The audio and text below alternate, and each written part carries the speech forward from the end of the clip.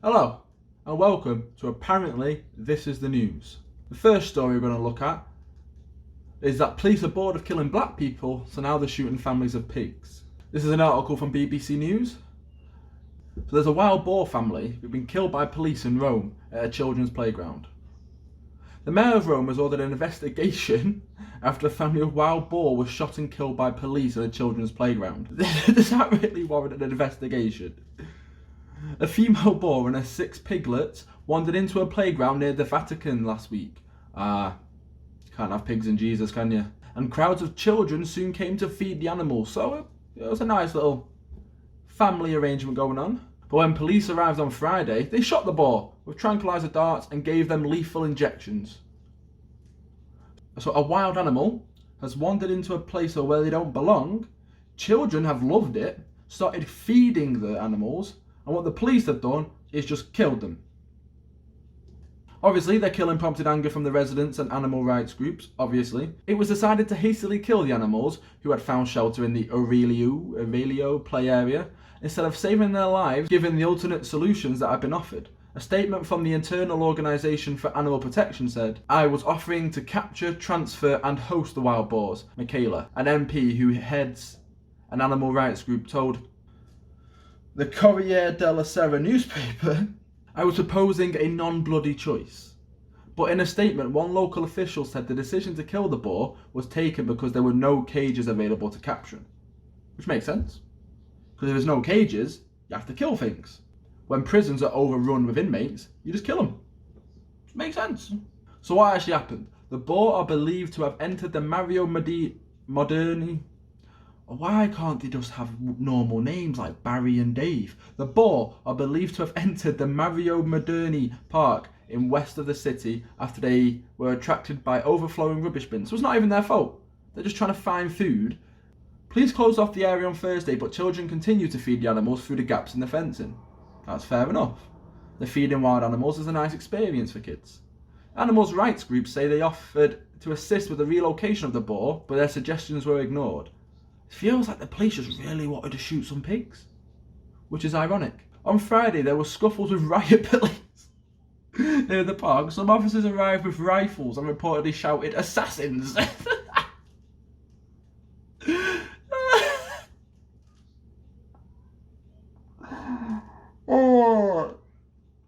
So when pigs are killed, people will happily shout "assassins," right? But when black people are killed, no one will say Black Lives Matter. And wild boar are commonplace in Rome and much of Italy, but their presence is controversial. They are believed to be responsible for thousands of traffic accidents a year, and people have been injured or killed in attacks. Apparently this is news. Apparently this is news. It is full. So to summarise, if you're a wild boar, don't go out and about in Rome. From BBC News again, there is a missing Essex woman found after 2 days in her garage. Right? A missing woman was found unconscious with hypothermia in her garage 2 days after officers searched for her at a property. A missing woman was found unconscious with hypothermia in her garage, right? So you probably think, maybe they took a while to find her, maybe she was on her own, maybe no one knew, no close family, not a lot of people ring her every now and then. It's not what happened, right? She was found 2 days after officers searched for her at a property. So you never know, was she under the car?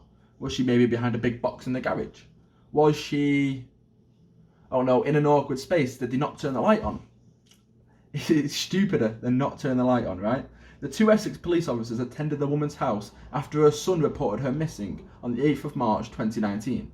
Now, it's last year, but all this information's just come out, right? The officers undertook a brief search, but did not look in all the rooms or garage. What the fuck? How many rooms did they look? So they did a brief search. You know what a brief search is? Only the bedroom was searched. Well, if she's not in bed. What the fuck? So the woman's son called 999 to report his mother had not returned home. After 90 minutes had passed, the acting inspector assigned the call as a missing person investigation.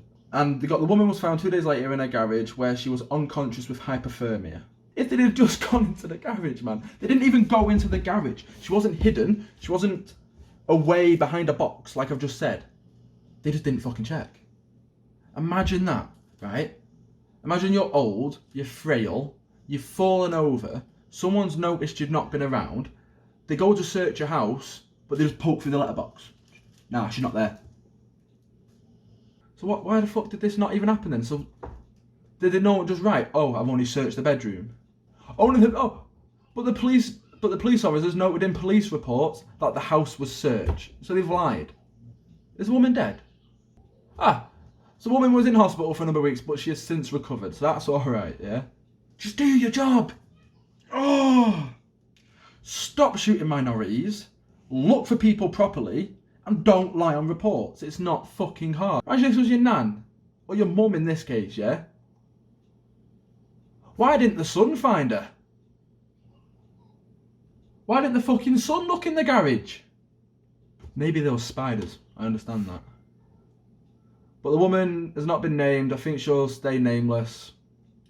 Fair enough. I hope her a speedy recovery. And holy shit, she better sue. She better be getting some fucking money. This next story, right, is to show you why, even on a Zoom call, you should probably wear clothes. The New Yorker's Jeffrey Toobin exposes himself in a Zoom call.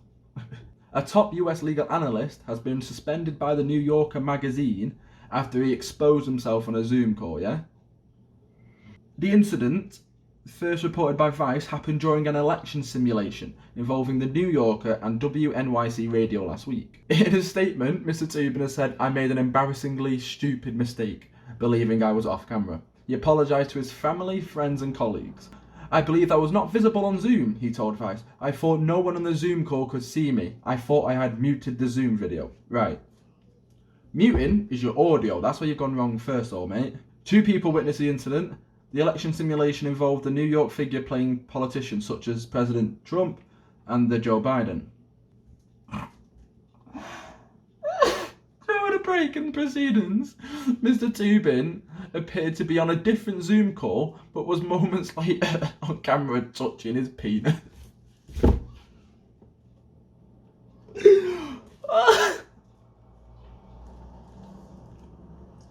Oh, was he tossing himself up? Was he having a wank? On a... Oh, presidential debates. He's been suspended while they investigate. What's there to investigate? The fucking size and girth. He is also CNN's chief legal analyst. Jeffrey Toobin has asked for some time off while he deals with a personal issue, which we have...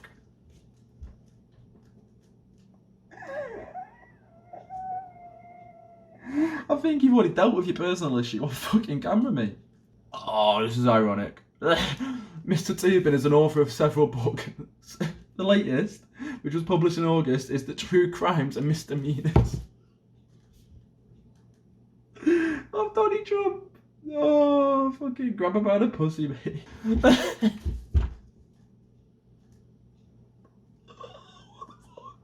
How? He's apologised to his wife, friends and colleagues, mate. Apologise to yourself. I don't know how to even fucking segue from a guy touching his dick to this. Samuel Paty, if you didn't know, he was beheaded in France. So to quickly just sum this story up, because there's too many bloody potholes you could fall down blaming whoever, whose fault it was. Basically, you remember Je suis Charlie, right? The Charlie Hebdo thing. People have reported in his class saying they deserved it because the cartoons are way too much. They shouldn't represent the Prophet Muhammad in that way, which is fair enough, that's their belief. So he does like a freedom of speech class, right? And he showed the picture of the Prophet Muhammad, apparently. The ones that the Je suis Charlie did. So he was beheaded because he showed the picture in his class. With then more than 80 people, after finding out of this, who post online messages for support of Mr. Patty's killer. Oh, it's just a fucking mind fuck, right? 70% of Muslim respondents believe publishing the images was wrong. So, that's your belief. Don't go cutting cunts' heads off for it. Fucking hell. Last year, a student told me that it was completely legitimate to kill someone who failed to show respect to the Prophet. It comes from what they hear from in their families. But that... How can you teach freedom of speech is as soon as you do it, you just get your head chopped off? That's just fucked, man. A fucking line. Where do you draw the line? You can't say, let's put them all on a register. Do you believe we can show cartoons? Do you believe we can't? Right? There's going to be a race war in France, man. Swear to God. When you've got people who believe it's okay to kill them over that. But then there can't be a race war because not all Muslims are bad. This is a mental fucking conundrum. I mean, in the fucking aftermath, police have carried out 40 raids on homes of suspected radicals. And there's more to be expected. Fuck. So there's been 4 school pupils who have helped identify Mr. Patty to his killer in exchange for cash, man. They believed that you should not show the picture so much. They took cash to identify him. He's teaching freedom of fucking speech, man. And you just took cash. I want to know how much, man. How much was his life worth to 4 pupils? So now you've got, so the killer's grandfather, parents, 70-year-old brother have been detained, right? Shortly after the attack, right? The father of the pupil who reportedly launched an online campaign against Mr. Patty. Oh, right, you're allowed to launch that. That's freedom of speech still, okay? And a preacher described by French media as radical Islamists were among 6 people arrested on Saturday. And they've been accused of issued a fatwa. What's that? A fatwa against the teacher.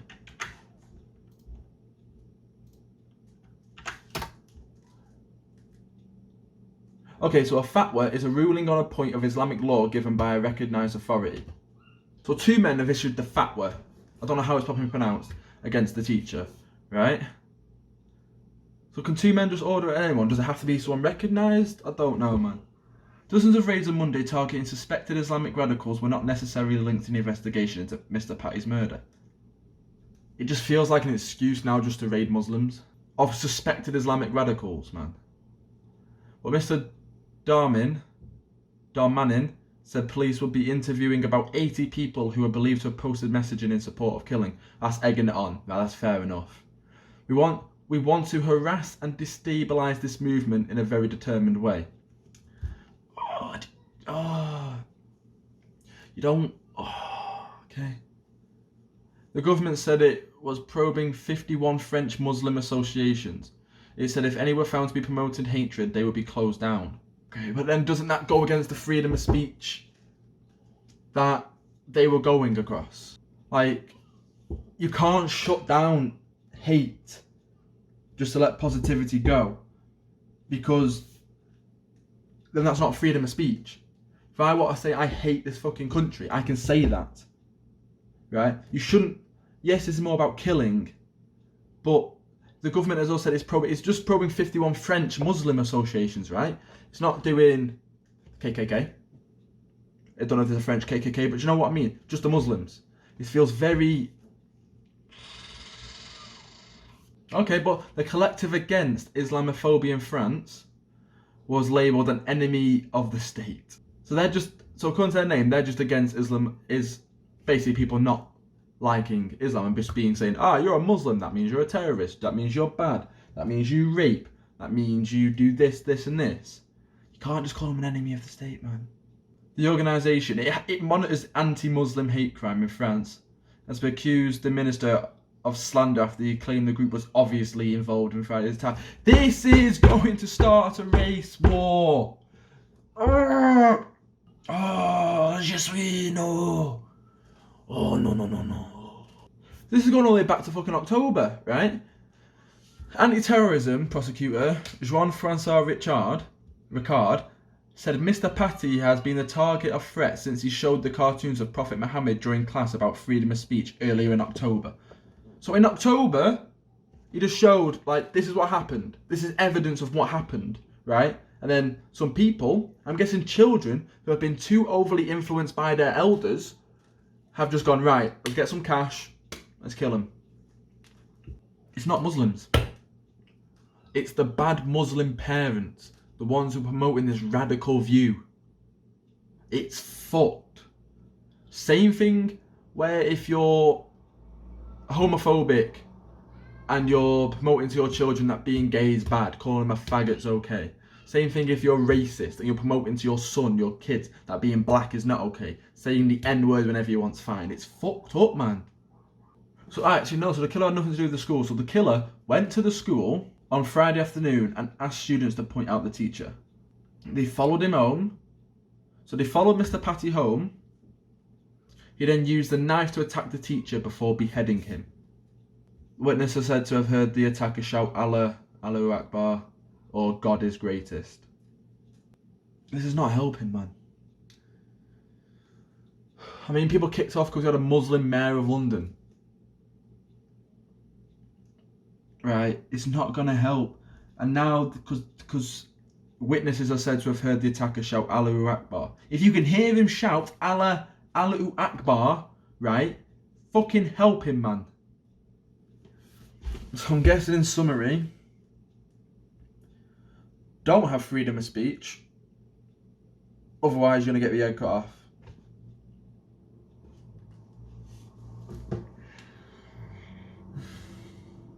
But let's get it clear, right? It's not all Muslims. With this ideology that's going to get pushed by the media companies is that Muslims did this. I mean, you know what's fucked up? Right? Some kids have been roped into it. They've been paid to get some money for it. They've been brainwashed by the probably parents who are radicals, right? Some guy who's radical has travelled to kill him, right? There is a man lying dead in the streets. Obviously it's cleaned up, right? But there's a man lying dead with his head cut off in the street because he promoted free speech, yeah? They're gonna fucking people like Tony Robertson fucking, come on! Get these Muslims off our streets. Fuck off, man. It's not all Muslims, but we need that to be clear. It's not all Muslims. If you don't understand it, right? Not all black people are bad.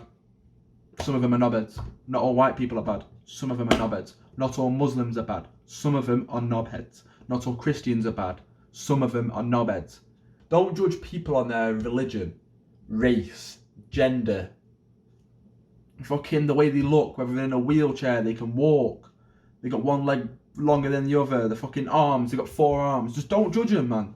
But no, that's not what's going to get pushed, is it? There's a Jean-Michel Blanquer, I don't know how to say that word, that name, sorry. What happened is beyond words. It is, man. Because you're either going to piss off radical Muslims who will chop your fucking head off, or you're going to piss off all the racists who want you to ban Muslims. But you can't just ban Muslims, man.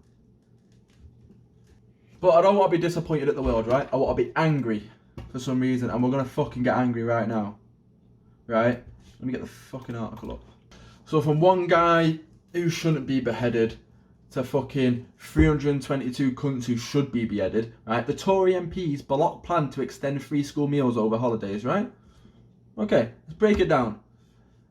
So there was 322 votes for against it, to stop free school meals through school holidays. And there was 261 that said, come on, we need to help these, right? It was a Labour motion, which was defeated by a majority of 61, with an extended provision of hot food for children until Easter 2021. So they made sure that starving children across the country would be fed until Easter 2021. Tories have said no. Can't have that. Can't have the poor eating. Boris Johnson had whipped the Tories MPs to vote against the plan, arguing that it was not the job of schools to regularly provide food during the school holidays. Which is true, right? It's true. It's our job to feed them. But what happens when we can't do that? What happens when there's starving kids? Whose jobs is it then? It's the fucking government's, man. You're meant to be fucking helping us, like. But no, man. You're just going to give your mates more fucking tax cuts, give them more fucking money to a track and trace system that is fucked. There's more than 1.4 million children who have experienced food insecurity during the holidays, right? The 6.3% of children are worried about going hungry during the impending October half term. I've got 2 kids, man. They will never go hungry, right? If it ever got to the point where they're worried that they're gonna go hungry, I failed, man. And because I've failed, I can't even rely on the people like the schools to help, because the government say no. If you don't know what the term shadow before something political means, It means they're paid to have a fake job. They take government money to pretend to be that job. So the shadow education secretary isn't even an education secretary. She sits there and says, this is what I would have done. Right, and the thing, I believe the first time they were ever mentioned in Parliament was they were trying to figure out how much they should get paid to pretend to be a fake member of Parliament. But let's not get into politics, right? But she said that Mr Johnson and the Tories have badly let down more than 1 million children. They have. No child should go hungry over the holidays, but the government is blocking the action needed to prevent this. She's fucking go on, Kate, mate. We pay tribute to Marcus Rashford and others for shining a spotlight on this incredible important issue. This campaign is not over and the government must reconsider. They fucking should, man. Like, because we're getting laughed at. We seriously are getting laughed at. 10 years of the fucking Tories, man. 10 years of this shit. Speaking during the debate, Brendan Clark-Smith, a Tory MP for Bassett Law, who just sounds like a twat, said, I asked, when did it become controversial to suggest that primary responsibility for a child's welfare should be with their parents? Well, it is. But what happens when we fail? What happens when the fucking virus fucking comes and we can't go to work and we can't get furlough? We're on 0-hour fucking contracts and we get laid off and we can't afford to feed our kids. What happens then? We go on benefits so we hardly get fuck all, right? I'm not saying we should raise benefits because there's too many people out there. I mean, literally, I can point to 4 people on my fucking estate right now who are just sponging off it, right? And it gives us a bad name. So then we're shunned not to go on the fucking benefit because we're spongers. Oh, we need to get a job and pay for our kids, man. So it's not, yeah, so the primary responsibility for a child's welfare is with the parents. It is with me. I am in charge of my kids. I am in charge when they eat. I have to go get food for them. I am the fucking breadwinner. When I'm failing and I can't even turn to the government for help, it just shows how much I'm worth and how much my kids are worth. Ben Bradley, Tory MP for Mansfield, explained his reasoning in voting against the motion. Okay, come on. What have you got here, Ben? Come on. Hit me with a good argument, and I will just leave this, and I will say, nope, the kids can go hungry. Extending free school meals passes responsibility for feeding kids away from their parents to the state. It increases dependency. No, it doesn't, because it's there for the cunts who can't even feed their kids, man.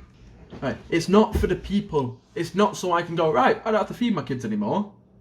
It's when I can't feed my kids. It's for when I'm off sick, I'm on sick pay, fucking earning 1/10 of what I would be earning, and I'm told that there's no help. I can get free school meals to help with the kids. Not according to this, because it increases dependency. I'm not dependent on the fucking government. I just want some help in a fucking trouble situation. And people think because you're on benefits, you get grands a week, and you get one fucking payment. You get one fucking payment a month, man, and that's meant to last you, and it does. But then you get the people that genuinely are on benefits just because they can't be arsed. I literally just said I can point to 4 people on this estate easy. I'd say more than that. I said 4 to be nice. Oh. So you got the Conservative Minister, Therese Coffey, who was speaking for the government, urged the MPs to reject the plan, but claimed that social justice has been the absolute heart of every decision that this government has taken in order to help the people of this country to get them through the pandemic together. To get this country through the pandemic together. Go fuck yourself, Furry. Oh.